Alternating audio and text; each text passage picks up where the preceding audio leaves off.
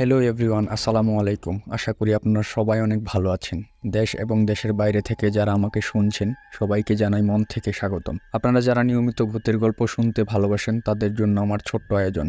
আপনাদের জানা এবং শোনা সত্য ভূতের ঘটনা আমাকে লিখে পাঠাতে পারেন। ঘটনা লিখে darktales360@gmail.com এই ঠিকানায় পাঠিয়ে দিন, অথবা ভিডিও ডিসক্রিপশনে আমার ফেসবুক প্রোফাইলের লিঙ্ক দেওয়া আছে, সেখান থেকেও মেসেজের মাধ্যমে ঘটনা লিখে বা রেকর্ড করে পাঠাতে পারেন। আপনাদের সাথে আছি আমি মিঠু, আর আপনারা শুনছেন ডার্ক টেলস অন্ধকার গল্প।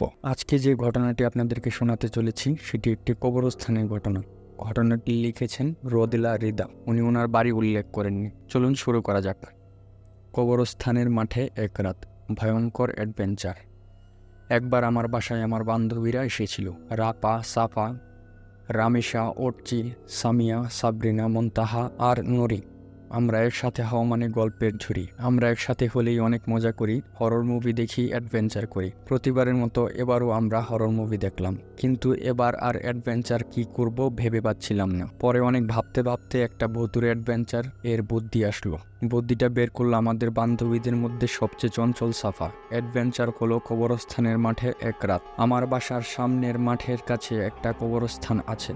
আমার বাসার বেলকনি থেকে সেটা দেখা যায়। অবশ্য ভয় লাগে না, পাশে মসজিদ আর মাদ্রাসা আছে। তো ঠিক হলো আজকে মাগরিবের নামাজের পরে কবরস্থানের মাঠে যাব। সেখানে সারা রাত থাকবো, সকালে চলে আসব। রাতে আমরা তাঁবু টাঙাবো, সেখানে সারা রাত কাটাবো। অবশ্য সেদিনই একজন মারা গিয়েছে, ওনাকে এই কবরস্থানেই কবর দেওয়া হয়েছে। আমাদের মধ্যে মুনতাহা খুবই ভীতু টাইপের মেয়ে, খুব সহজ সরল। ও এসব করতে চাচ্ছিল না। ও বলছিল, কিরে এসব করার কি দরকার, কি থেকে কি হয়ে যাবে, দরকার নাই রে, যাব না রে। আমরা সবাই হেসে উঠলাম। নুরি বলল, আরে ভিতুর ডিম, কিছুই হবে না, একটাই তো রাত। সামিয়া বলল, এ থেকে এটাও প্রমাণ হয়ে যাবে আমরা কে কতটা সাহসী। সাবরিনা বলল, হ্যাঁ রে, খুব মজা হবে। রাপা বলল, আচ্ছা মোবাইল তো যাবে? হাসতে হাসতে আমি বললাম, হ্যাঁ যাবে। রাপা বলল, তাহলে আমার আর কিছুই লাগবে না। কবরস্থানের সাথে সেলফি তুলে হোয়াটসঅ্যাপে স্ট্যাটাস দিব, কবরস্থানের মাঠে এক রাত। রামিশা বলল, হ্যাঁ হ্যাঁ, তারপর কবর খুঁড়ে একটা কঙ্কাল বের করে তার সাথে সেলফি তুলে স্ট্যাটাস দিস, কবরস্থানের কঙ্কালের সাথে এক রাত। সবাই হাসতে শুরু করলো। অর্চি বলল, আরে ও তো নিজেই কঙ্কাল, ও কি কঙ্কালের সাথে সেলফি তুলবে, বলে হাসতে শুরু করলো। রামিশাও হাসতে হাসতে বলল, ও হ্যাঁ তো, তাহলে স্ট্যাটাস দিস, কবরস্থানে আমরা দুই কঙ্কাল, বলে আবার হাসতে শুরু করলো। অনেক জেদাজেদির পর আম্মুকে রাজি করালাম। আলহামদুলিল্লাহ, বাবা কাজে ঢাকায় গিয়েছেন। বাবা থাকলে কিছুই হতো না। আম্মু একটু সহজ সরল কিনা, তাই আর ভেজাল হলো না। সাথে লাহিন যেতে চাইলো, ও আমার ছোট ভাই, কিন্তু ও ছোট তাই ওকে নিলাম না। কিন্তু ও জেদ নিয়ে বসেছিল তাই ওকে নিতে হলো। আপু প্রথমেই বলে দিয়েছে ও এসবে নাই। আসল কথা ভয়ে। তাছাড়াও আমরা ওকে সাথে নিতাম না। ওর সামনে পরীক্ষা, পরে বলবে আমাদের জন্য ওর পড়াশোনা হয়নি, আর ও আমাদের থেকে বড়। আমাদের সাথে গেলে সব প্ল্যান ফ্লপ হওয়ার সম্ভাবনা আছে। মাগরিবের আজান পড়ল। আমরা সবাই নামাজ পড়ে মাঠটাতে চলে আসলাম। সাথে প্রয়োজনীয় কিছু জিনিস নিলাম। লাহিন আর সাথে আসলো না। প্রথমে খুব সাহস দেখাচ্ছিল, কিন্তু যেই মাগরিবের পরে অন্ধকার পড়ল অমনি ওর সাহস ফুটুত করে উড়ে গেল। ভালোই হয়েছে, বাচ্চা মানুষ, পরে কিছু হইলে কেলেঙ্কারি হয়ে যাবে। বেশি অন্ধকার হওয়ার আগেই আমরা তাঁবু টাঙাই নিলাম কবরস্থানটার একটু দূরে। শরদের রাত, রাত বড় হয়েছে। দেখতে দেখতেই চারদিক বেশ অন্ধকার হয়ে গেল। রাতের পোকাগুলোর ডাক শোনা যাচ্ছে, ঝিঝি পোকা ডাকছে। আমরা ক্যাম্পফায়ার জ্বালায় গোল করে তাঁবুর সামনে বসে গল্প করতে থাকলাম। এই মাঠে অনেক গাছপালা ঝোপঝাড় আছে, মনে হচ্ছিল আমরা একটা জঙ্গলে। খুবই রোমাঞ্চকর লাগছিল। পিছনে একটা গ্রামও আছে। কবরস্থানের পাশে একটু দূরে মসজিদ আর মাদ্রাসা আছে। মাদ্রাসার ছাত্রদের কোরআন পাঠের সুরধ্বনি আমরা শুনতে পাচ্ছিলাম। আমাদের তখন কোনো ভয়ই ছিল না। আম্মু আমাদের জন্য রাতের খাবার রান্না করে টিফিন করে দিয়েছে। আমরা রাতের খাবার খেয়ে নিলাম। এরপর আমরা অনেক গল্প করলাম, খেললাম, সেলফি তুললাম। রাফা কিন্তু ঠিকই কবরস্থানের সাথে সেলফি তুলে হোয়াটসঅ্যাপে স্ট্যাটাস দেয়, কবরস্থানের মাঠে এক রাত। তখন সাফা বলে, যা এখন তোর সাথী কঙ্কালের সাথে গিয়ে সেলফি তুল যা। রাফা বলল, সাফার বাচ্চির মা, তোকে মেরে কঙ্কাল বানিয়ে দিব। সবাই হাসতে শুরু করলো। এভাবেই নানা খুনসুটি গল্পে আমাদের সময় কাটছিল। আমরা এখনো কোনো ভয়ের সম্মুখীন হইনি। চাঁদনি রাত, চারদিকে চাঁদের আলো আর জোনাকি পোকার খেলা। যা লাগছিল। প্রায় 10টা নাগাদ তখন আর মাদ্রাসা ছাত্রদের ধ্বনি শোনা যাচ্ছে না, সম্ভবত তাদের এখন ঘুমানোর সময়। চারদিকে কেমন জানি নিশ্চুপ হয়ে আছে, শুধু পোকার ডাক শোনা যাচ্ছে। আমাদের এবার মশা কামড়ানো শুরু করেছে। তাঁবুতে ঢুকলাম, চাঁদটাও মেঘে ডেকে গেল, আর আলো আসছে না চাঁদের। মুনতাহা বলল, এই তোদের ভয় করছে না? আমি বললাম, কেন, তোর করছে নাকি? মুনতাহা বলল, একটু একটু। নুরি বলল, আরে পাগলি, ভয়ের কি আছে? সামিয়া বলল, আরে ভয় কেন পাচ্ছিস? দেখ আমরা কতজন, কবরস্থান থেকে ভূত উঠে আসলে মাথা ফাটায় দিব। অর্চি বলল, মাথা ফাটায় কি হবে? সামিয়া বলল, ভূত মরে ভূত হবে কি? রাবা বলল, না, ভূত মরে আরো ভয়ঙ্কর আত্মা হবে, সেটা এসে তার প্রতিশোধ নিবে মুনতাহার থেকে। মুনতাহা বলল, হইছে, ভূত আসে না তোকে ধরবে। এরই মধ্যে সাফা মুনতাহার পিছনে যে ভূতের মতো চিল্লালো। মুনতাহার সাথে সাথে আমরা সবাই চমকিয়ে উঠলাম, সবাই একে অপরকে জড়িয়ে ধরে চিৎকার দিয়ে উঠলাম। আর মুনতাহা তো কান্না করে প্রায়। আর সাফা আমাদের অবস্থা থেকে খুব মজা পাইছে, হাসি থামে নাও। তারপর আমরা সবাই মিলে দিলাম তাকে ঘন দোলাই। সাবরিনা বলল, অনেক রাত হয়ে গেছে রে, চল ঘুমিয়ে পড়ি। এখন চোখ বন্ধ করবো, একেবারে সকালে চোখ খুলবো। আমি বললাম, আর ভয়ের কিছু থাকবে না। আমরা সবাই শুয়ে পড়লাম, চার্জার লাইটটা বন্ধ করে দিলাম। হঠাৎ করেই আমার ঘুম ভেঙে যায়, দেখি চার্জার লাইটটা জ্বালানো। উঠে বসে দেখি নুরি উঠেছে। আমি নুরির কাছে যেয়ে জিজ্ঞেস করলাম, কিরে নুরি, ঘুমাস নাই? নুরি বলল, ঘুমাইছিলাম, আম্মু ফোন দিয়েছিল, আম্মুর সাথে কথা বললাম। আমি বললাম, ও, পিছনে ঘুরে দেখি রাফাও ঘুমায় নাই, ফোন টিপছে, ওর ওটাই কাজ, 1টা 2টা পর্যন্ত ফোনে পড়ে থাকে। আমি বললাম, কিরে কঙ্কাল, ঘুমাস নাই? রাফা বলল, ঘুম ধরে না রে। এমন সময় তাঁবুর বাহিরে কি যেন একটা ধূপ করে পড়ার শব্দ হলো। আমরা 3জন চমকে উঠলাম। রাফা লাফ দিয়ে উঠে বলল, কি পড়লো? নুরি বলল, জানি না। আমি বললাম, মনে হয় বাহিরে কিছু পড়লো, গাছপালা হবে হয়তো। নুরি বলল, এত রাতে গাছপালা কিভাবে পড়বে? বাতাসও তো নাই যে বাতাসের চাপে পড়বে। আমি বললাম, কি জানি। রাফা বলল, একবার যে দেখবি। আমি বললাম, বাহিরে যাবি? তাও ফির এখন? নুরি বলল, চল যাই। রাফা বলল, তাঁবু থেকে শুধু উঁকি মেরে দেখলাম কি পড়লো। দেখি আমাদের ক্যাম্প ফায়ারটা একদমই নিভে গেছে, কিন্তু এত তাড়াতাড়ি এভাবে নেবার কথা না। একদম সব ছাই হয়ে গিয়েছে, একটাও আগুনের কণাও নেই। অদ্ভুত ব্যাপার। ভাবলাম কুয়াশার জন্য হয়তো। চারিপাশে আলো মেরে দেখি ওই কিছুই তো পড়ে নাই। শেয়াল ডেকে উঠল। নুরি আর রাফা আমাকে জড়ায় ধরলো 2 পাশ দিয়ে। আমি মাঝখানে স্যান্ডউইচ। নুরি বলল, এই শিয়াল আসলো কই থেকে? আমি বললাম, আরে এটা ক্যান্টনমেন্ট এলাকা না, ক্যান্টনমেন্ট থেকে হয়তো আসছে। রাফা বলল, তাঁবুতে চল। আমি বললাম, হ্যাঁ চল। আমরা তাঁবুতে ফিরতে যাচ্ছিলাম, কিন্তু এরই মাঝে একটা আশ্চর্যজনক ঘটনা ঘটল। পিছনে ঘুরে দেখি আমাদের তাঁবু থেকে বেশ দূরে এসেছি, কিন্তু কিভাবে? আমরা তো তাঁবু থেকে মাত্র 6-7 পা আগালাম উঁকি মেরে দেখার জন্য যে কি পড়লো, তাতেই এত দূরে চলে আসলাম। স্ট্রেন। কবরস্থানে একটু কাছে দাঁড়িয়ে আমরা এবার আমাদের প্রচণ্ড ভয় লাগা শুরু করলো। তাঁবুর দিকে হাঁটতে লাগলাম, কেমন একটা মরা মরা গন্ধ পাচ্ছি। কিসের গন্ধ, কই থেকে আসতেছে? রাফা আর নুরিও ঠিক একই গন্ধে পাচ্ছে। আজকেই তো একজনকে কবর দেওয়া হয়েছে। রাফা বলল, তাড়াতাড়ি চল তাঁবুতে। আমরা তাঁবুর দিকে যেতে লাগলাম। এবার একটা ভারী বাতাস অনুভব করলাম। বাতাসটা ভারী হলেও শীতল। চারদিক ধীরে ধীরে আরো অন্ধকার হয়ে গেল, ঘুটঘুটে অন্ধকার, কিছুই দেখা যাচ্ছে না।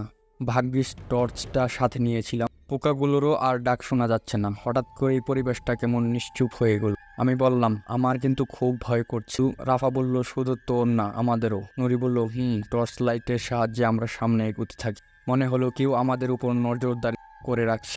আমাদের সাথে সাথেই চলছে, কারণ আমাদের চলার শব্দটা ডাবল মনে হচ্ছিল।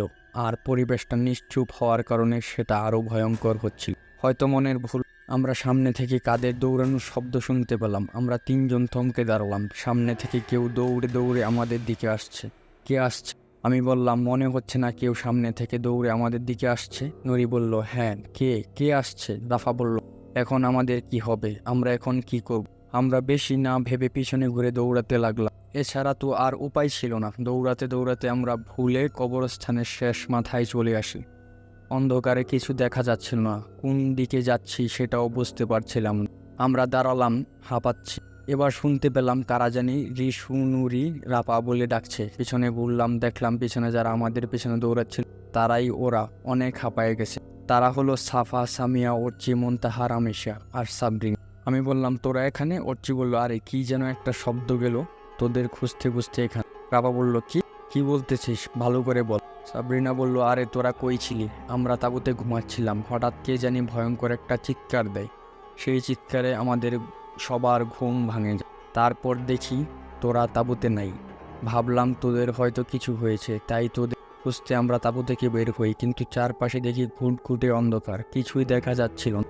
একটু সামনে আগাই, কিন্তু পরে পিছনে ঘুরে দেখি তাঁবু নাই। আমরা তো ভয়ে শেষ। পিছন থেকে কে যেন ভয়ঙ্কর চিল্লান দেয় আর একটা ভারী বাতাস বইতে থাকে। আমরা ভয়ে সামনে দৌড়াতে থাকি। তারপর মনে হলো তোরা তিনজন দাঁড়ায় আছিস, তাই তোদের কাছে যাইতে থাকি, কিন্তু তোরাও কেন জানি পিছন ঘুরে দৌড় মারলি, তাই তোদের পিছন পিছন আমরাও দৌড়াই। নুরি বলল, আরে আমরা তো ভাবছি অন্য কেউ হয়তো আমাদের দিকে তেড়ে আসছে, তাই আমরাও দৌড়াই। আমি বললাম, তাঁবুতে থাকাকালীন সময় আমরাও কি যেন ধূপ করে পড়ার শব্দ পাই, ওই জন্য দেখতে বের হই কি পড়লো। দেখি কিছুই পড়ে নাই। তারপর যখন তাঁবুতে ফিরবো দেখি তাঁবু থেকে অনেক দূরে চলে এসেছি আমরা। সামিয়া বলল, কি হচ্ছে এসব? মুনতাহা বলল, আমি তো আগেই বলেছিলাম এখানে আসার কোনো দরকার নাই, এখন কি হবে? আমরা এখন কি করব? আমরা মুনতাহার দিকে ভীতু দৃষ্টিতে তাকায় থাকি। মুনতাহা বলল, কিরে আমার দিকে এভাবে তাকায় আছিস কেন? রামিসা বলল, তোর দিকে না, তোর পিছনে দেখ। মুনতাহা পিছনে না ঘুরেই চিৎকার দিয়ে আমাদের কাছে চলে আসে। মুনতাহার পিছনে একটা বুড়ো করে লোক, একটা চোখ নষ্ট, চুল আর দাড়ি সাদা মনে হয়। অন্ধকারে কিছুই ভালোভাবে দেখা যাচ্ছে না। ওনার উপর একটা টর্চের আলো মারতেই উনি গর্জন দিয়ে বললেন, কে তোমরা? এখানে কি করো? এই মাঝরাতে এখানে এসেছো কেন? আমি বললাম, আসলে আমরা কবরস্থানে। আমার পুরো কথা শেষ হতে না হতেই উনি বলে উঠে, ভালো চাইলে পালাও এখান থেকে, এই জায়গা ভালো না, জানো না? পালাও পালাও বলতে বলতে উনি পালিয়ে যান। কোন দিকে গেল সেটা অন্ধকারে দেখা গেল না। সাফা বলল, কে ছিল এটা? সাবরিনা বলল, পাগল মনে হয়। রামিসা বলল, মুনতাহা বলল, আজব পাগল। সামিয়া বলল, কিন্তু এখন আমরা কি করব? আমরা কি করব বুঝতে পারছিলাম। আবার সেই উদ্ভট গন্ধ পাই, আমাদের প্রচণ্ড ভয় করছিল। আমি বললাম, চল সামনে আগাই। নুরি বলল, সামনে আগাবি? আমি বললাম, হ্যাঁ, এছাড়া উপায় কি? নুরি বলল, তাও ঠিক। আমরা সামনে এগুতে থাকি। সামনে এগিয়ে দেখি কবরস্থানের পাশে এক লোক কি যেন বিড়বিড় করে পড়ছে। লোকটা অন্য মুখ হয়ে বসেছিল। কাপা কাপা গলায় বললাম, এই দাদু নিশ্চুপ। আমি আবার ডাকলাম, দাদু নিশ্চুপ। সামিয়ার কাছে গিয়ে লোকটার কাঁধে হাত দিয়ে ডাকলো, দাদু শুনছেন? লোকটা বিড়বিড় করা বন্ধ করলো। সামিয়া আবার ডাকলো, দাদু। তিনি আবার উত্তর দিলেন, কি চাই? আমি বললাম, আসলে আমরা পথ হারায় ফেলেছি, অন্ধকারে সঠিক পথটা খুঁজে পাচ্ছি না, একটু পথ চেনায় দিবেন প্লিজ। লোকটা দাঁড়ালো। আমাদের পিছনে হঠাৎ করে কি যেন একটা ভয়ঙ্কর শব্দ হলো। আমরা পিছনে ফিরলাম, কিছুই দেখা যাচ্ছে না। সামনে তাকাতেই দেখি লোকটা নেই। রামেশা বলল, লোকটা গেল কই? সাবরিনা বলল, হ্যাঁ, কই গেল লোক? আমরা আরও বেশি আতঙ্কিত হয়ে গেলাম। এরই মধ্যে আমাদের হাতের টর্চটাও বন্ধ হয়ে গেল। আশ্চর্যকর ব্যাপার হলো, সবগুলো টর্চ একসাথে বন্ধ হয়ে যায়। চারপাশ আরও গভীর অন্ধকার হয়ে গেল। পূর্ণিমার রাত হওয়া সত্ত্বেও আকাশে কোনো আলো নেই। একটা শীতল হাওয়া বইতে থাকলো ধীরে ধীরে। মনে হলো কোনো অশরীরী কিছু আমাদের চারপাশে আছে। জানি না কত রাত। হাতের ঘড়িটাও তাঁবুতে ফেলে এসেছি। আমাদের হাত পা কাঁপতে থাকে। আমরা ওই জায়গায় দাঁড়ায় থাকি। আমাদের পিছন থেকে কারো চলার শব্দ শুনতে পাই। উদ্ভট গন্ধটাও এখন আরও অনেক তীব্র। পিছন থেকে কে জানি কানে ফু দিল। চিৎকার দিয়ে পিছনে তাকিয়ে দেখি এক ভয়ঙ্কর কিছু দাঁড়িয়ে। অন্ধকারে ভালোভাবে কিছু দেখা যাচ্ছিল না, আর কিছু খেয়ালও নেই, কিন্তু শুধু এটুকুই বুঝতে পারলাম সেটি ছিল অশরীরী কিছু। আমরা সবাই সেই মুহূর্তে জ্ঞান হারালাম।